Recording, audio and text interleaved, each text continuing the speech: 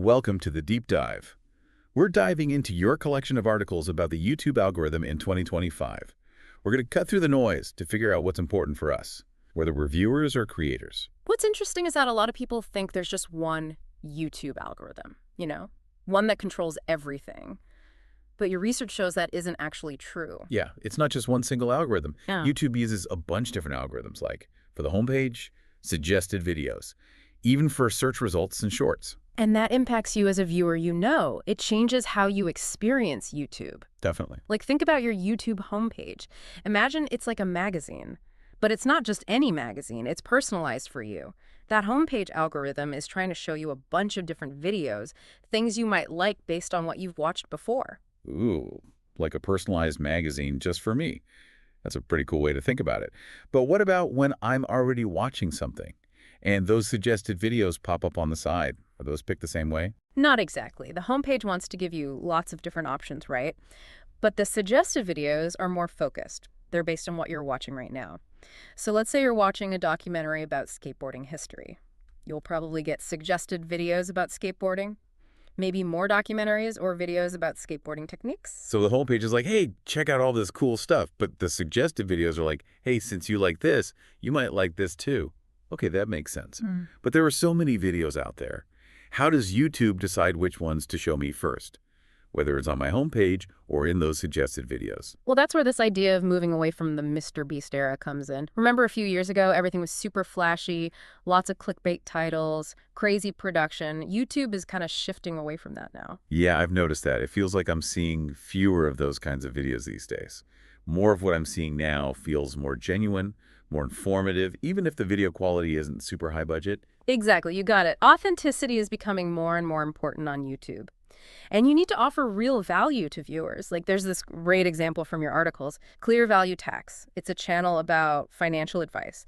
And they have a really simple style. They even use auto-generated thumbnails for their videos. But the channel is doing really well. It's amazing what a guy standing in front of a wall can achieve. Just him and a clipboard. So it seems like YouTube is realizing that we're all kind of tired of all the flashiness. Maybe that's why longer videos are becoming more popular again, along with those super short shorts. Yeah, I think that's part of it. YouTube is recognizing that people want different things. Sometimes you want a quick video, sometimes you want something longer. And speaking of shorts, now that they can be up to 3 minutes long, there's this sweet spot emerging for creators. You mean that 90-second length that keeps popping up in these articles? Exactly. 90 seconds seems to be the perfect length for videos that you want to share on lots of different platforms like TikTok, Instagram Reels, even Facebook. That way you can reach more people with the same video. That's a great tip, especially for people who are trying to manage content on several platforms. Creating videos that work everywhere saves so much time. But this brings up another interesting point. If YouTube is focusing on authenticity and realizing that different video lengths can work, does that mean subscriber counts are becoming less important? That's right. The focus is shifting to engagement. Subscriber counts still matter, but they're not the only thing. YouTube also cares about things like unique viewers. How many people are watching your videos for the first time, and returning audience members, people who keep coming back for more. And of course, they look at watch time, likes, and all that. This makes it easier for new creators to get noticed. So instead of trying to get millions of subscribers, it's more important to have a smaller group of people who really love your content. Yeah. It's about quality over quantity. Exactly.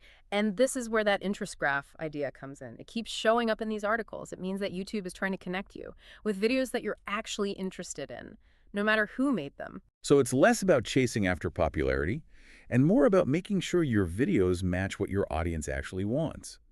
It's like YouTube is trying to be a matchmaker, matching creators with their perfect viewers.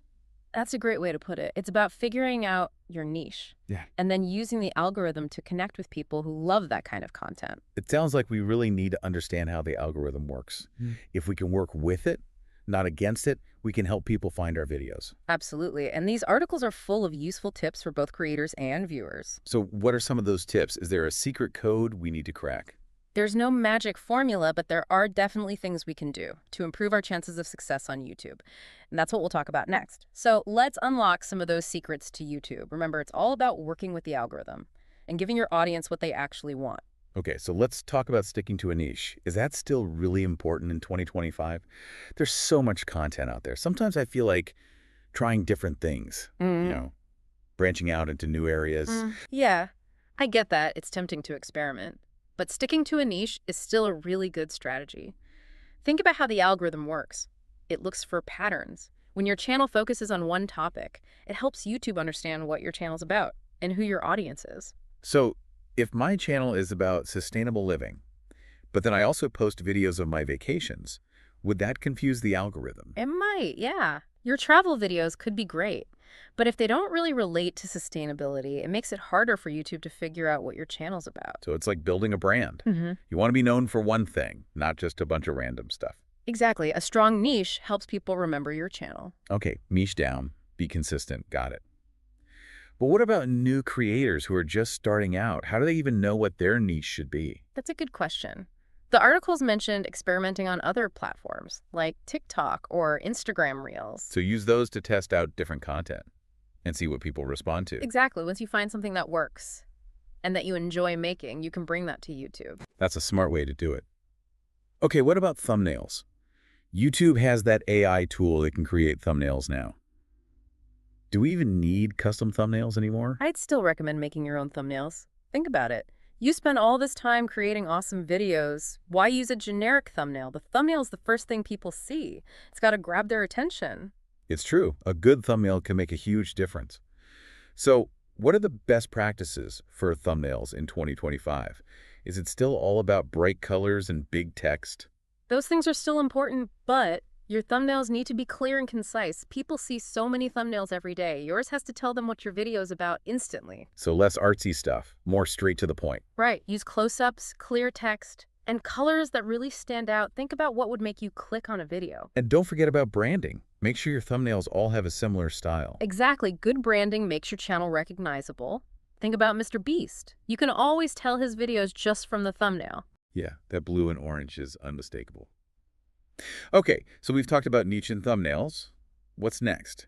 Keywords and SEO. Yeah, keywords are super important. They help people find your videos when they're searching on YouTube. So we need to figure out what words people are actually using. Right. Think about your target audience. What are they typing into the search bar? Use those words in your video's title, description, and tags. So it's not just about using any random keywords. It's about using the right keywords. Exactly. You want to use words that match what your audience is searching for. There are tools that can help with this, right? Yes. Tools like TubeBuddy and vidIQ are great for keyword research. They're like keyword detectives. Exactly. But keywords aren't everything. YouTube is also getting better at understanding the content of your videos. So if I'm making a tutorial on building a birdhouse, I need to actually show myself building a birdhouse in the video, not just use the word birdhouse in the title and description. That's right. It's all about creating a cohesive experience for both the viewers and the algorithm. Okay, so what about encouraging people to watch more of our videos? How do we keep them hooked without being clickbaity? Playlists are a great way to do that. You can group similar videos together so people can easily find more content they'll enjoy. Like a beginner's guide to baking playlist. Exactly, or ultimate travel hacks. You can also use end screens and cards to suggest other videos people might like, It's like leaving a trail of breadcrumbs. leading them deeper into your channel. And don't forget to ask people to like, comment, and subscribe. Right, a clear call to action is important. Sometimes people just need a little reminder. Now, what stands out to you is the most important thing we've talked about the algorithm and creating content. I think the biggest takeaway for me is that the algorithm is really just a reflection of what viewers want. YouTube is always trying to show people the videos they'll enjoy most. So it's not about tricking the algorithm, it's about understanding it and making videos that people will actually want to watch. Exactly. Authenticity, value, engagement. Those are the keys to success on YouTube. And this brings us back to the idea of the interest graph. Remember, we talked about that earlier. Yeah, can you explain that a bit more? What does it mean for creators? Can you really build a big audience, even if you don't have a lot of followers on other social media? Absolutely. In the past, your social media following was really important for getting views on YouTube, but now the algorithm is changing. It's more about connecting people with content they'll love, no matter who made it. So it's less about who you know and more about what you create. Exactly. This is great news for smaller creators. You don't need 1 million followers to get your videos seen, as long as your content is good and it matches what people are searching for. That's really encouraging. It's all about making high-quality videos that connect with your audience. It's really interesting to see how YouTube is changing. It's like a one-stop shop now. You can watch videos, learn stuff, and even buy things. Yeah, it's crazy. One of the articles talked about this new product tagging feature. Can you explain how that works? It sounds like it could really change online shopping. Okay, so imagine you're watching a video about cameras, like the best cameras for beginners. And as the person in the video is talking about each camera, little tags pop up on the screen. You can click on them to learn more about the camera, see how much it costs, even buy it right there. Wow, so you can shop while you watch. That's so convenient. No more having to search for the product online after you see it in a video. Right, it makes it super easy to buy things you see on YouTube. And it's not just for physical products. Creators can also sell digital products and services like online courses or ebooks. This is a game changer for creators. It gives them more ways to make money from their videos, beyond just ads and sponsorships. But how do you actually set up a shop on YouTube? Is it difficult? It's not too bad, actually, especially if your channel already meets YouTube's requirements. You need at least 500 subscribers, 3,000 hours of watch time, and your channel needs to be verified. Once you're approved, you can connect your Shopify store. Or you can partner with a big retailer, and then you can start tagging products in your videos. So, hypothetically, if I had a channel about underwater basket weaving, I could sell my handmade basket kits right through my videos. Exactly. That's amazing. What about the money? How does YouTube split the revenue with creators? It depends on the retailer you're working with. Some retailers don't take any commission at all. Others take a percentage of each sale. If you're selling through your own Shopify store, you keep all the profit, minus any transaction fees. So there are a few different options. Creators need to do their research and figure out what works best for them. But overall, YouTube shopping seems like a really cool opportunity. Creators can make more money and build a business around their passion. Yeah, I think so too. It fits with everything we've been talking about: creating authentic content, building an audience, and giving viewers something valuable. It all ties together. YouTube isn't just about watching videos anymore. It's a place to create, connect, and now to shop. It really is amazing how much it's evolved. So as we wrap up this deep dive into the YouTube algorithm, what's the biggest takeaway for you? I think the most important thing to remember is that YouTube is always changing, but it's still all about connecting with people, sharing your passion, and creating content that matters. Whether you're a viewer, a creator, or a brand, you need to understand how to engage with your audience authentically. Focus on your niche and use the tools YouTube provides. That's the key to success. And never stop learning and adapting. Exactly. YouTube is always evolving. Well said. Thank you so much for joining us on this deep dive. We hope you learned some valuable insights. Until next time, keep creating, keep learning, and keep exploring all that YouTube has to offer.